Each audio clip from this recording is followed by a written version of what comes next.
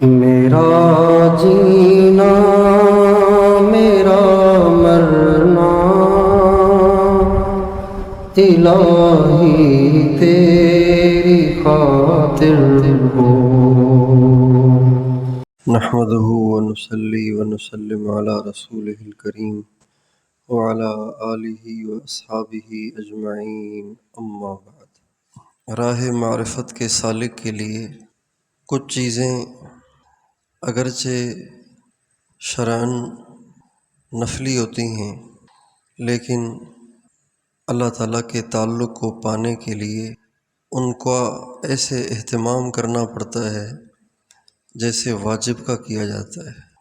ان میں سے ایک تہجد کی نماز ہے۔ تہجد کی نماز شرعاً واجب نہیں ہے، نہ پڑھنے والا گناہ گار نہیں ہے، لیکن اللہ تعالیٰ کے تعلق کو پانے کے لیے اور اپنے نفس کی اصلاح کے لیے اور اپنے آپ کو گناہوں سے پاک کرنے کے لیے اور اللہ تعالیٰ کے دربار خاص تک رسائی کے لیے تہجد کی نماز بہت اہم ہے۔ حضرات صحابہ کرام سب کے سب تہجد گزار تھے، اور آج تک دنیا میں جتنے اولیاء آئے وہ سب کے سب تہجد گزار تھے۔ آج تک کوئی بھی ولی تہجد کا اہتمام کیے بغیر ولی نہیں بنا۔ ہمارے حضرت مولانا احسان الحق صاحب فرمایا کرتے تھے کہ آج تک کوئی ولی تہجد کا اہتمام کیے بغیر ولی نہیں بنا۔ تہجد پڑھنا یہ نیک لوگوں کو، اللہ والوں کو اتنا محبوب ہوتا ہے کہ اتنا سونا ان کو محبوب نہیں ہوتا۔ اگر ان کو تہجد کے جانے کا اندیشہ ہو تو وہ سونا چھوڑ دیتے ہیں، لیکن تہجد کو جانے نہیں دیتے۔ آپ علیہ السلام کا ارشاد ہے، علیکم بقیام اللیل، تہجد کی نماز کو لازم پکڑو۔ اللہ اکبر، یہ ہمارے نبی کی منشا ہے۔ حضرت مفتی شفیع صاحب رحمۃ اللہ علیہ نے اپنی تفسیر معارف القرآن میں لکھا ہے کہ تہجد کی نماز پہلے فرض تھی، بعد میں آپ صلی اللہ علیہ وسلم کے لیے تو فرض ہی رہی، لیکن امت کے لیے سنت مؤکدہ رہ گئی۔ اور تفسیر مظہری میں حضرت قاضی ثناء اللہ صاحب پانی پتی نے بھی یہی لکھا ہے کہ امت کے لیے تہجد سنت مؤکدہ ہے، یعنی نہ پڑھنا بری بات ہے۔ آپ کا ارشاد ہے، علیکم بقیام اللیل، تہجد کو اپنے اوپر لازم کر لو۔ حالانکہ واجب نہیں ہے، لیکن آپ جس انداز سے اپنی امت کو تہجد کی تاکید کر رہے ہیں وہ انداز واجب والا ہے۔ علیکم بقیام اللیل، تہجد کو اپنے اوپر لازم کر لو۔ علیکم کا ترجمہ ہے الزموا، تہجد کے ساتھ چمٹ جاؤ، تہجد کبھی چھوٹنے نہ پائے، اتنا اس کا اہتمام کرو۔ کیوں؟ فَإِنَّهُ دَأْبُ الصَّالِحِينَ قَبْلَكُمْ، اس لیے کہ تم سے پہلے جو اولیاء گزرے ہیں ان کی زندگی کا ایک لازمی کام تھا تہجد پڑھنا۔ دَأْبُ الصَّالِحِينَ مِن قَبْلِكُمْ، یہ تم سے پہلے جو اولیاء نیک لوگ تھے یہ ان کا شعار تھا، یہ ان کی عادت کا حصہ تھا، یہ ان کے مزاج میں داخل ہو گیا تھا۔ اور وَمَنْهَاتٌ عَنِ الْإِثْمِ، اور تہجد گناہوں سے روک ہے، گناہوں سے روک ہے۔ منہاتٌ عن الاسم، یہ گناہوں سے روک ہے۔ جب تہجد پڑھتے ہیں تو پابندی کے ساتھ، آداب کے ساتھ تہجد پڑھنے والے سے گناہ ضرور چھوٹتے ہیں۔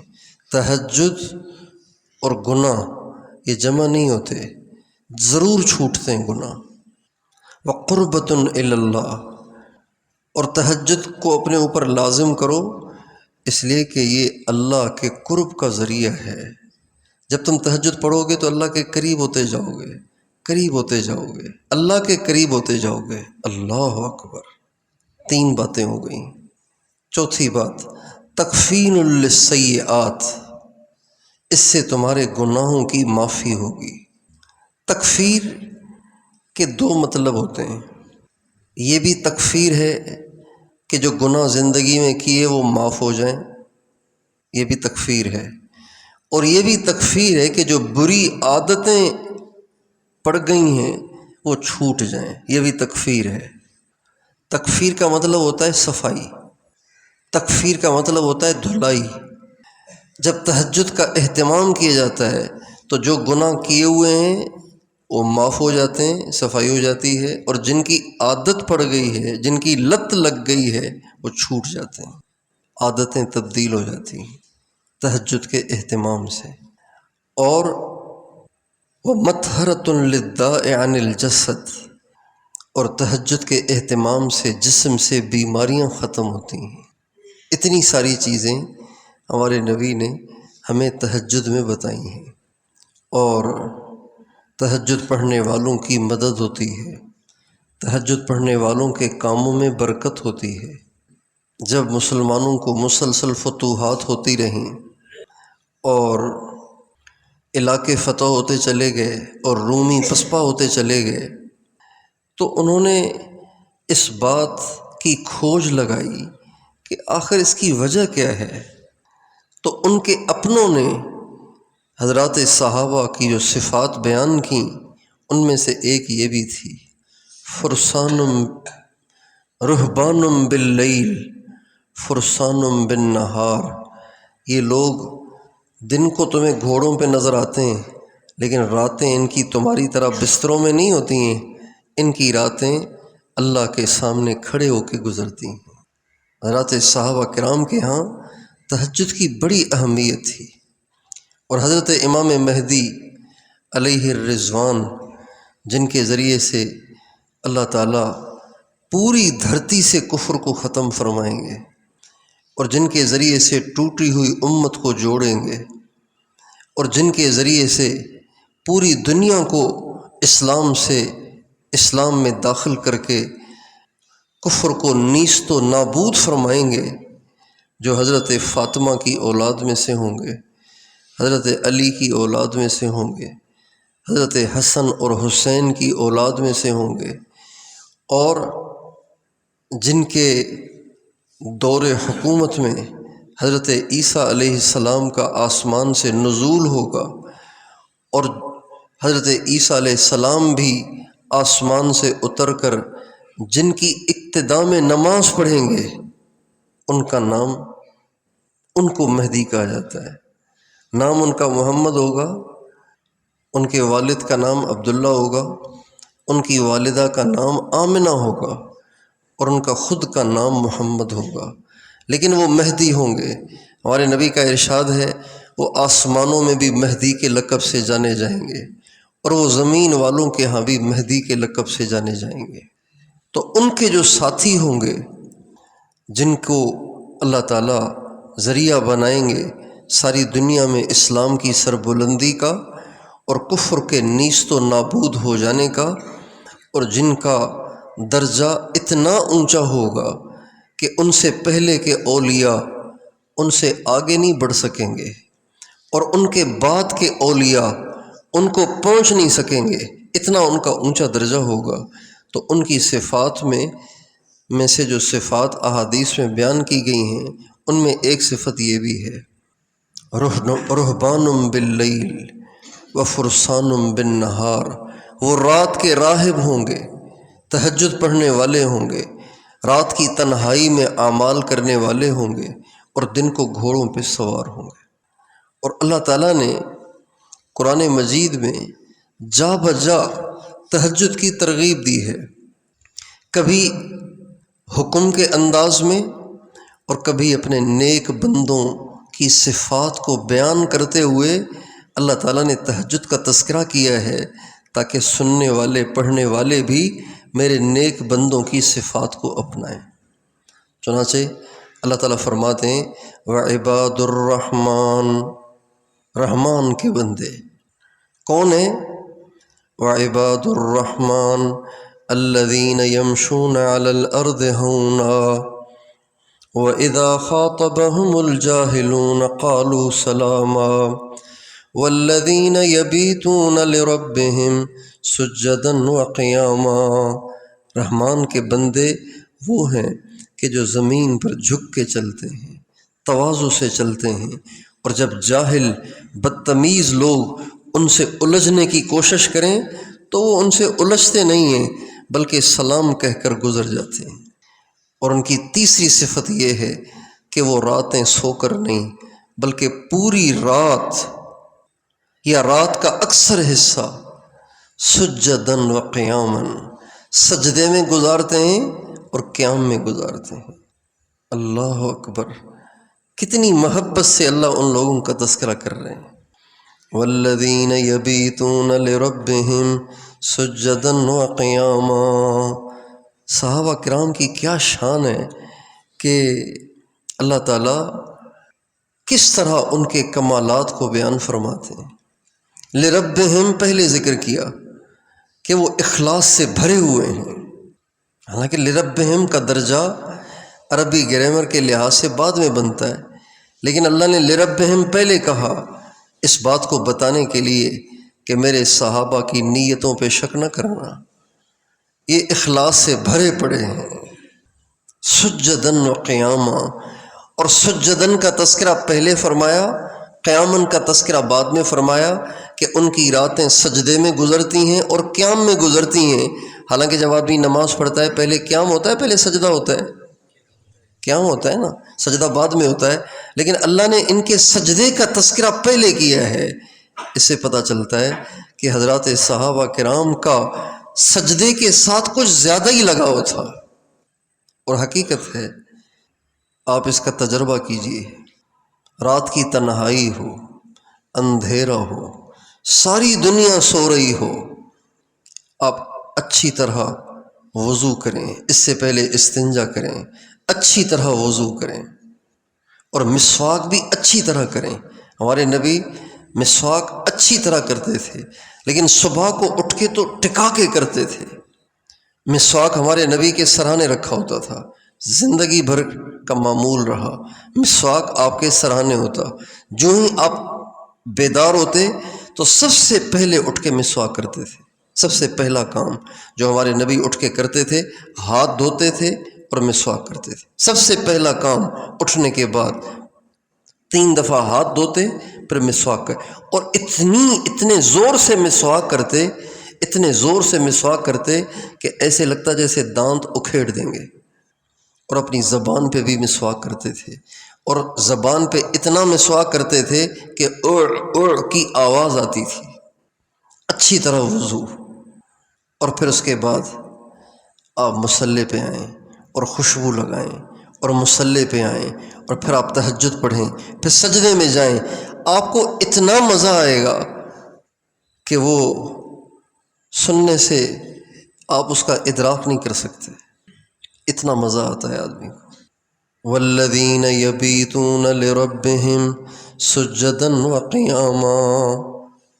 رحمان کے جو بندے ہوتے ہیں وہ ساری رات سو کے نہیں گزارتے، ان کی راتیں ساری یا ان کی رات کا اکثر حصہ سجدے اور قیام میں گزرتا ہے، اور وہ کچھ نہیں چاہتے، وہ صرف اللہ کو چاہتے ہیں۔ لربہم، وہ صرف اللہ کو چاہتے ہیں۔ اور یہ کیا فرماتے ہیں؟ تتجافى جنوبهم عن المضاجع يدعون ربهم خوفا وطمعا۔ اللہ تعالیٰ فرماتے ہیں ایمان والے ان کے پہلو خواب گاہوں سے جدا رہتے ہیں، ان کے بستروں سے جدا رہتے ہیں۔ تعبیرات تو دیکھیں کیسی غضب کی ہیں۔ سیدھی سادھی بات ہے، تہجد پڑھتے ہیں، یقومون اللیل، رات کو کھڑے ہوتے ہیں، یتہجدون باللیل، تہجد پڑھتے ہیں، لیکن تعبیرات تو دیکھیں ان کے پہلو جن کو بستروں سے لگا ہوا ہونا چاہیے، لگے ہوئے نہیں بلکہ جدا ہوتے ہیں۔ تتجافى جنوبهم عن المضاجع يدعون ربهم خوفا وطمعا ومما رزقناهم ينفقون۔ اچھا جب یہ کرتے ہیں تو آپ ان کو دیں گے کیا؟ تو اللہ تعالیٰ فرماتے ہیں فَلَا تَعْلَمُ نَفْسٌ مَّا أُخْفِيَ لَهُم مِّن قُرَّةِ أَعْيُنٍ جَزَاءً بِمَا كَانُوا يَعْمَلُونَ، کوئی جان ہی نہیں سکتا کہ میں نے ان کی آنکھوں کا کیا کیا ٹھنڈک کا سامان رکھا ہے، ان کی آنکھوں کی ٹھنڈک کا کیا کیا سامان میں نے رکھا ہے، کوئی جان ہی نہیں سکتا۔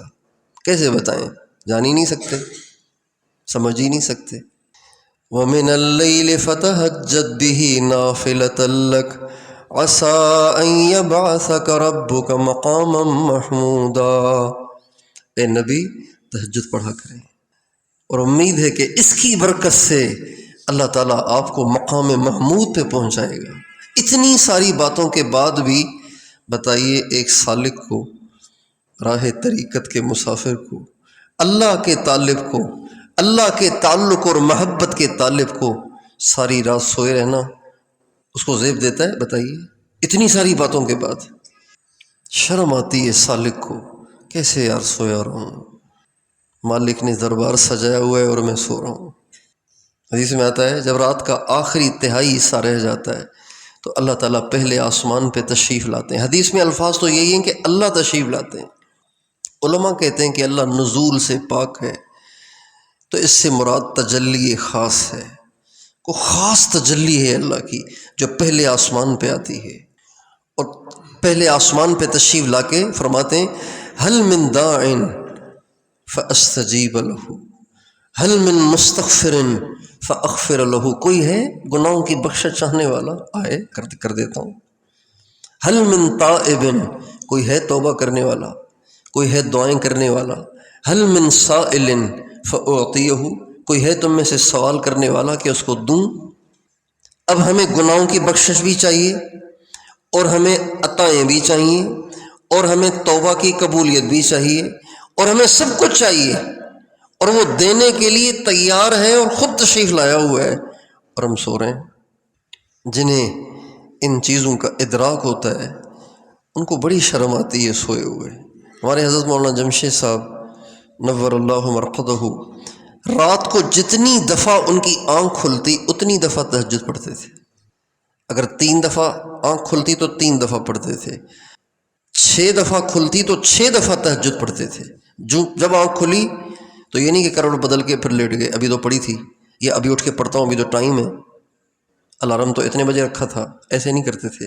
جو ہی آنکھ کھلی اٹھ کے وضو کرنے کے لیے نیچے جاتے تھے۔ ان کے کمرے میں وضو خانہ نہیں تھا، ان کے کمرے میں اٹیچ باتھ نہیں تھا، وہ اپنے کمرے سے اٹھتے۔ اور یہ جو بات میں نے جب دیکھی تو اس وقت ان کی عمر 68 سال تھی، 69 سال تھی، 70 سال تھی، جن 3 سالوں میں یہ دیکھنے کا موقع ملا۔ 68، 69، 70 سال کی عمر تھی، اور وہ لوہے کے ڈنڈے کا سہارا جو لگا ہوتا ہے سیڑھی پہ، اس کا سہارا لے کے آہستہ آہستہ اترتے سیڑھیوں سے، اور پھر وضو کرتے، اور پھر وضو کر کے آہستہ آہستہ چڑھتے اور آ کے تہجد پڑھتے، پھر سو جاتے۔ پھر آنکھ کھلتی پھر اسی طرح، پھر آنکھ کھلتی پھر اسی طرح۔ اور یہ صرف سردیوں کی راتوں میں نہیں کہ راتیں لمبی ہوتی ہیں اور پھر سونے کا خوب موقع ملتا ہے، گرمیوں میں بھی ان کا یہ معمول تھا، جتنی دفعہ آنکھ کھلتی اتنی دفعہ تہجد پڑھتے تھے۔ شرم آتی ہے، شیخ آپ کے بستر پہ آ کے بیٹھ جائے، آپ کی ہمت ہوگی کہ آپ پاؤں پسار کے لیٹ جائیں، پاؤں پھیلا کے لیٹ جائیں؟ باپ آ کے بستر پہ بیٹھ جائے، آپ اتنے بے ادب تو ہم نہیں بنیں گے کہ ہم پاؤں لمبے کر کے سو جائیں، باپ بیٹھا ہوا ہے۔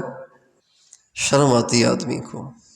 اللہ پہلے آسمان پہ تشریف لائے ہوئے ہیں جو داتا ہیں، اور میں منگتا اور فقیر ہوں، اور میں لمبی مار کے سو جاؤں۔ ہمارے ایک ساتھی تھے، ساتھی سے مراد عالم نہیں تھے، ایک دکان پہ ملازمت کرتے تھے، تو بیچارے نوجوان تھے، نیند بہت گہری تھی، لیکن اپنے دماغ پہ سوار کیا ہوا تھا کہ تہجد پڑھنی ہے۔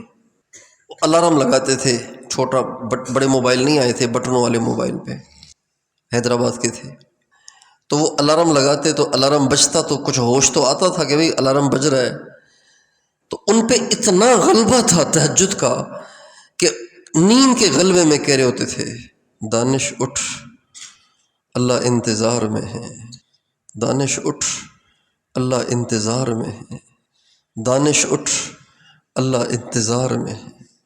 نیند کے غلبے میں یہ اپنے آپ سے کہہ رہے ہوتے تھے اور پھر اٹھ کے تہجد پڑھتے تھے۔ کانوا قلیلا من اللیل ما یہجعون وبالاسحار هم یستغفرون، یہ راتوں کو تھوڑا سوتے ہیں اور رات کے آخری پہر اٹھ کے اللہ تعالیٰ سے اپنے گناہوں کی معافی مانگتے ہیں۔ وبالاسحار، جب تہجد کا وقت ختم ہونے لگے نا تو اس وقت دعا کرنی چاہیے، استغفار کرنا چاہیے، دعا کرنی چاہیے۔ یہ آخری جو پہر ہوتا ہے وہ بہت قیمتی ہوتا ہے، اور اللہ اپنے نبی کو تہجد پہ اکسا رہے ہیں۔ کیسے؟ یا ایھا المزمل قم اللیل الا قلیلا، ایک کملی اوڑھ کے سوئے ہوئے اٹھ، ساری رات نماز پڑھ، بے شک تھوڑا سا سو بھی جایا کر۔ ہمارے نبی کے پاس ایک شخص آئے، کہنے لگے یا رسول اللہ مجھے آپ سے ایک بات پوچھنی ہے۔ فرمایا میں تمہیں بتاؤں کہ تم پوچھنے آئے ہو یا تم بتاؤ گے؟ کہا جی آپ ہی بتا دیں میں کیا پوچھنے آیا ہوں۔ فرمایا تم تہجد کے بارے میں پوچھنے آئے ہو، اور تہجد کا طریقہ یہ ہے کہ رات کے پہلے حصے میں سو جاؤ، بیچ کے حصے میں اٹھ جاؤ، آخری حصے میں پھر سو جاؤ، اور پھر اٹھ کے فجر کی نماز پڑھو۔ قم اللیل الا قلیلا نصفه او انقص منه قلیلا او زد علیہ ورتل القرآن ترتیلا۔ لہجے سے ایسے لگ رہا ہے جیسے اللہ کہہ رہے ہیں تھوڑا یا زیادہ پڑھا ضرور کر، نصفه او انقص منه قلیلا او زد علیہ، ساری رات کھڑے رہو، تھوڑا سا بے شک سو بھی جاؤ، چلو آدھی پڑھ لو، تہائی پڑھ لو، کچھ کم کر لو، کچھ بڑھا دو، کرو ضرور، چھوڑو نہیں اسے۔ ایک دفعہ ایک مجمع میں بات کرنے کا موقع ملا تو میں نے کہا آپ میں سے ایسا کون ہے، چونکہ وہ مجمع سارا نیک لوگوں کا تھا، تو میں نے کہا آپ لوگوں میں سے ایسا کون ہے جس کی کئی سال سے تہجد فوت نہیں ہوئی؟ تو ایک بڑے میاں نے اشارہ کیا۔ میں نے کہا کتنی عمر ہے؟ کہا 70 سال۔ میں کب سے تہجد کا اہتمام ہے؟ فرمانے لگے 40 برس سے نہیں چھوٹی، 40 برس سے نہیں چھوٹی۔ میں نے کہا پھر اس کا کیا اثر دیکھا آپ نے؟ کہنے لگے بس اس کا اثر یہ ہے کہ میں ہاتھ اٹھاؤں تو پھر اللہ خالی نہیں لوٹاتے، میری زبان سے نکلے ہوئے کسی بول کو اللہ ٹھکراتے نہیں، میں جو کہتا ہوں اللہ ضرور کرتے ہیں۔ ہمارے حضرت جی دامت برکاتہم، اللہ ان کو کامل شفا دے، ایک دفعہ مجمع میں بات کرتے ہوئے اچانک رونے لگے اور فرمانے لگے اس مجمع میں ایک بوڑھا ہے جس کی 50 سال سے تہجد قضا نہیں ہوئی۔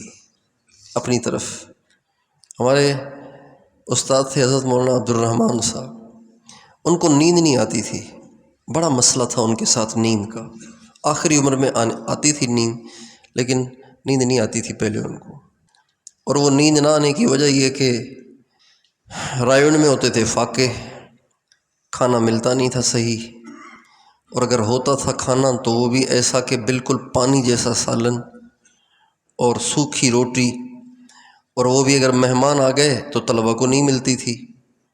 تو فرمانے لگے کہ میں مطبخ کے ذمہ دار سے تھوڑی سی سرخ مرچیں لے کے وہ پانی کے گلاس میں ڈال کے گھول کے وہ پی لیتا تھا، تو اس کا اثر یہ ہوا کہ پھر نیند اڑ ہی گئی، پھر نیند آتی نہیں تھی، ساری رات ان کو نیند نہیں آتی تھی اور دن کو بھی نہیں آتی تھی۔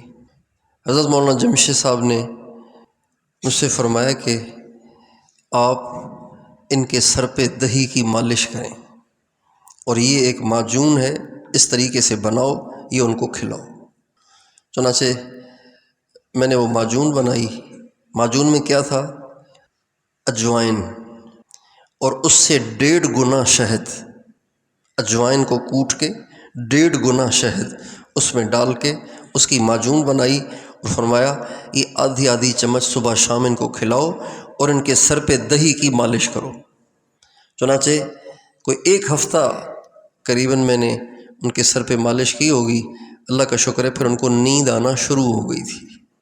ایک دفعہ سیڑھی پہ چڑھ رہے تھے تو بڑے تیز تیز جا رہے تھے، تو حضرت مولانا خورشید صاحب ان سے عرض کرنے لگے کہ ماشاءاللہ اب تو آپ جوان ہو گئے ہیں، تو فرمانے لگے ابا جی کا نسخہ ہے، کھلانے والے کا اخلاص ہے، اس لیے اب میں جوان ہو رہا ہوں۔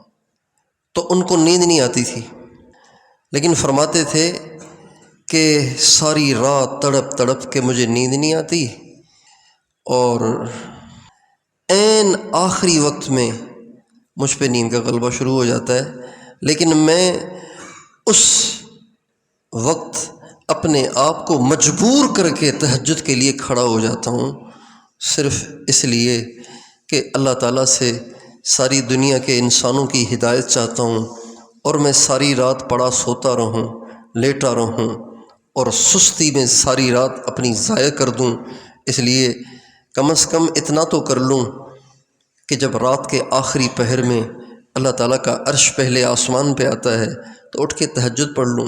چنانچہ کبھی بھی ان کی تہجد قضا نہیں ہوتی تھی، کبھی بھی تہجد قضا نہیں کرتے تھے، فرماتے تھے تہجد میری زندگی میں قضا نہیں ہوتی۔ تو تہجد کا اہتمام فرمائیں گے، اور تہجد کا اہتمام کرنے کے لیے دو چیزیں ضروری ہیں۔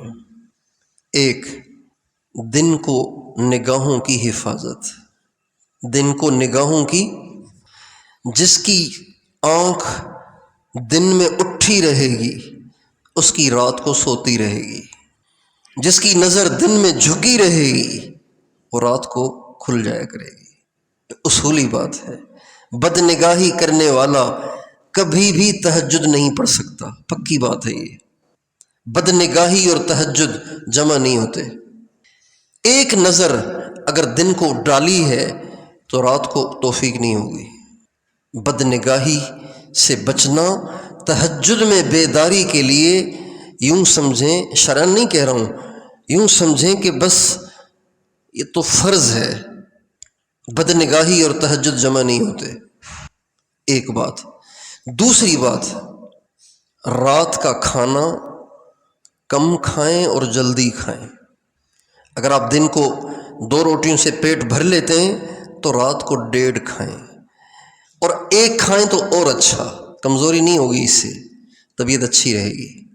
1 روٹی کھائیں رات کو، 2 سے پیٹ بھرنے والا اس کا آدھا کر کے 1 روٹی کھائے، ہلکی سی بھوک رہنے دیں، نیند بھی اچھی آئے گی اور تہجد میں انشاءاللہ آنکھ بھی کھلے گی۔ یہ 2 باتیں ہو گئیں۔ تیسری بات یہ کہ رات کو جلدی سوئیں، عشاء کے بعد جلد از جلد سونے کی ترتیب ہونی چاہیے۔ آپ علیہ السلام کا ارشاد ہے، لا سمرۃ بعد العشاء، عشاء کے بعد کوئی گپ شپ نہیں۔ اور نسائی شریف کی حدیث ہے کہ کان رسول اللہ صلی اللہ علیہ وسلم یکرہ النوم قبلها والحدیث بعدها، کہ نبی کریم صلی اللہ علیہ وسلم عشاء سے پہلے سونے کو، عشاء کے بعد باتوں کو ناپسند کرتے تھے۔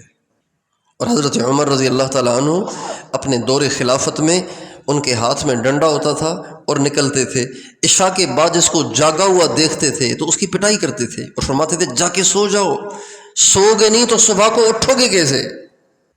جلدی سونا، اس کی عادت بنائیں۔ یہ ایسی وبا ہے جو اب چھوٹے چھوٹے شہروں میں بھی گھس پڑی ہے۔ سنتے تھے صرف یہ کراچی میں ہوتی تھی، پھر حیدرآباد میں آئی، پنجاب تک چلی گئی، اب کے پی کے میں بھی چلی گئی ہے، اب بلوچستان میں بھی چلی گئی، اب ہمارے ان چھوٹے چھوٹے شہروں میں بھی آ گئی ہے۔ رات کو دیر تک جاگنا، پھر مردار پڑے رہنا، فجر بھی غائب، تہجد بھی غائب۔ اور اپنے گھروں میں جلدی سونے کا ماحول بنائیں، بتیاں بجھا دیں۔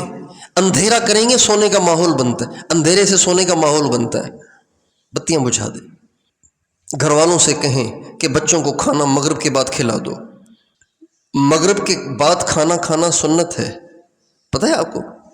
مغرب کے بعد کھانا سنت ہے۔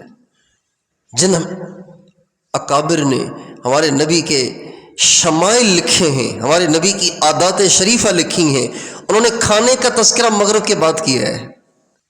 ایک دفعہ مجھے طالب علمی کے زمانے میں تہجد میں نیند کا غلبہ رہتا تھا، نماز بھی پڑھتا تھا، تو نماز میں بھی یعنی دماغ حاضر نہیں ہوتا تھا، لیکن بس چونکہ عادت تھی کہ بھئی کرنا ہے لہٰذا کرتا رہتا تھا. کبھی اس طرف ذہن نہیں گیا کہ آخر یہ بشاشت کیسے آئے گی، آخر یہ مصیبت کب کیسے ختم ہوگی، اس طرف کبھی دھیان نہیں گیا. تو اسی بوجھ کے ساتھ چلتا رہتا تھا کام. ایک دفعہ میں حاجی صاحب کے پاس داخل ہوا، یہ مغرب کی نماز سے چند منٹ 10-15 منٹ پہلے کی بات ہے. حاجی صاحب کھانا کھا رہے تھے. جو ہی میں داخل ہوا تو دیکھ کے فرمانے لگے تم کھانا اس وقت کھایا کرو، تہجد میں بشاشت رہے گی.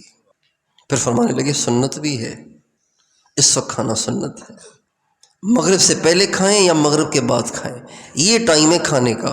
اور اگر آپ نے کھانا نہیں کھایا نا، عشاء تک نہیں کھایا اور عشاء کے بعد اب سونا بھی ہے، تو کھانا پھر نہ کھائیں، دودھ پی لیں، تو 3-4 کھجوریں کھا لیں. اور کھانا ہی ہے. بر صغیر کے لوگوں کے دماغ میں یہ بات بیٹھ گئی ہے اندر کہ روٹی بس روٹی ہے، روٹی کے بغیر نہیں چلتا گزارا. تو اگر ایسی بات دماغ میں بیٹھ گئی ہے تو آدھی روٹی کھا لیں.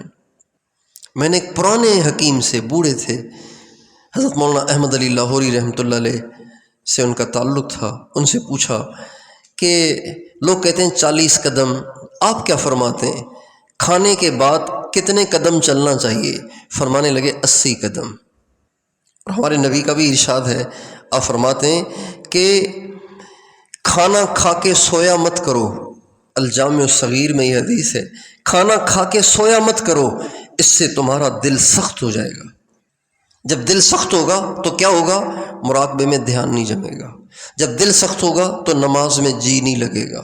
جب دل سخت ہوگا تو بدنگاہی کو دل کرے گا، گناہ کرنے کو دل، یہ دل کی سختی کی علامت ہوتی ہے. نیکی کی رغبت ختم ہو جاتی ہے، گناہ کی رغبت پیدا ہو جاتی ہے. یہ دل کی سختی ہے.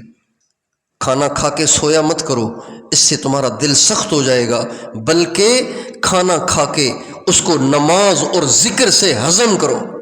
یہ حدیث کے الفاظ ہیں، نماز اور ذکر کے ذریعے سے کھانے کو ہضم کرو. تو اس کی ہم کوشش کریں، تہجد نہ چھوڑیں. مولانا الیاس صاحب رحمۃ اللہ علیہ فرماتے ہیں میری دادی مجھے 5 سال کی عمر میں تہجد میں اٹھاتی تھی. 5 سال کی جب میری عمر تھی تو مجھے اٹھا کے تہجد پڑھاتی تھی. کتنا گھروں میں سکون آئے گا، کتنی گھروں میں برکت آ جائے گی جب سارا گھر عشاء کے بعد بتیاں بجھا کے سو جائے اور پھر 4 بجے، 4:15 بجے، آج کل 4:30 بجے بھی اٹھ جائیں تو سکون سے آپ تہجد پڑھ سکتے ہیں.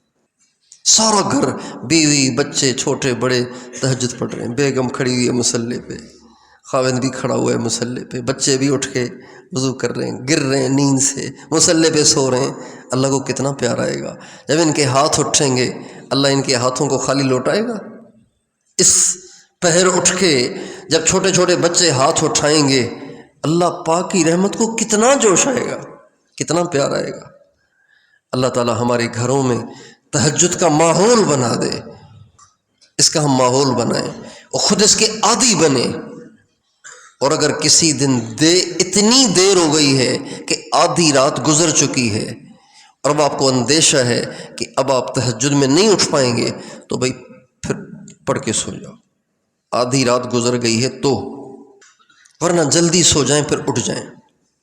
اور جن کو پڑھنا ہوتا ہے، پڑھائی کرنی ہوتی ہے، مدرسے کے طلبہ ہوں یا عصری طلبہ ہوں، ان کو بھی چاہیے کہ عشاء کے بعد جلدی سو جائیں، کھانا جلدی کھائیں، عشاء کے بعد جلدی سو جائیں. پھر وہ جو 1 بجے تک انہوں نے پڑھائی کرنی ہے اس کی بجائے عشاء پڑھ کے سو جائیں، پھر 3 بجے اٹھ کے پڑھائی کریں. اس وقت بات جلدی یاد ہوتی ہے. وہ آیت کیسے ہے؟ وَقُرْآنَ الْفَجْرِ إِنَّ قُرْآنَ الْفَجْرِ كَانَ مَشْهُودًا. اس سے پہلے کیا ہے؟ اقم الصلاۃ لدلوک الشمس الى غسق اللیل وقرآن الفجر ان قرآن الفجر کان مشہودا. اور صبح کو قرآن پڑھا کرو، اس لیے کہ جب تم صبح کو قرآن پڑھو گے تو فرشتے آ کے تمہارا قرآن سنیں گے. مولانا الیاس صاحب رحمۃ اللہ علیہ نے اپنے آخری وقت میں مولانا یوسف صاحب کو بلایا اور فرمایا یوسف، میں نے ساری زندگی ریاضتیں کیں، مجاہدے کیے، لیکن سب سے زیادہ مجھے جو نور ملا وہ تہجد کے وقت کھول کر قرآن پڑھنے سے، دیکھ کر قرآن پڑھنے سے. سب سے زیادہ نور مجھے اس عمل سے ملا. بڑا مزہ آتا ہے. بڑے سائز کا قرآن ہو، بڑے سائز کا، چھوٹے چھوٹے سائز کے اتنے اتنے قرآن، اس سے قرآن کی عظمت کم ہو جاتی ہے۔ بڑا قرآن، بڑے قرآن کو آپ رحل پہ رکھیں، تہجد پڑھ چکے ہوں، اب 4:45 بج رہے ہیں، 4:30 بج رہے ہیں، قرآن کھول کے اتحیات میں بیٹھ جائیں، یہ میرے رب کا کلام ہے۔ اب آپ پڑھیں اور تدبر کے ساتھ پڑھیں۔ طٰہٰ ما انزلنا علیک القرآن لتشقیٰ إلا تذكرة لمن يخشى تنزيلا ممن خلق الأرض والسماوات العلى الرحمن على العرش استوى له ما في السماوات وما في الأرض وما بينهما وما تحت الثرى وإن تجهر بالقول فإنه يعلم السر وأخفى اللہ لا الہ الا ہو لہ الاسماء الحسنی۔ اتنا مزہ آتا ہے کچھ نہ پوچھیں۔ حضرت اکرمہ ابو جہل کے بیٹے مسلمان ہوئے، جب یہ قرآن پڑھتے تھے تو روتے تھے، یہ کہہ کر روتے تھے ھذا کلام ربی، نہیں ھذا نہیں، کلام ربی کلام ربی، یہ تو چل پڑا ہے یہ لفظ ھذا کلام ربی، ھذا کلام ربی نہیں، وہ کہتے تھے کلام ربی کلام ربی، یہ میرے رب کا کلام ہے، یہ میرے رب کا کلام ہے، یہ کہہ کے روتے تھے۔